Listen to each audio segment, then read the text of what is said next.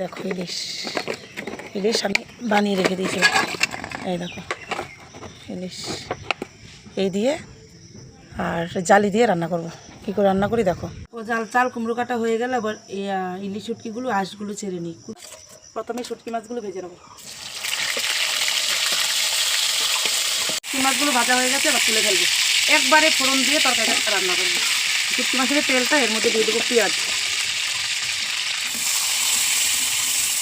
পেঁয়াজ ভাজা ভাজা হয়ে গেছে, এবার চাল কুমড়োটা দিয়ে দেবো। খুব ভালো লাগে এভাবে রান্না করলে,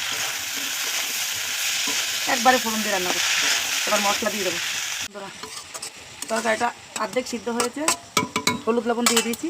এবার কাঁচা লঙ্কা পেস্ট দিয়ে দেবো আর একটুখানি অল্প একটু রসুন বাটা দিয়ে দেবো। এবার শুটকি মাছগুলো দিয়ে দেবো,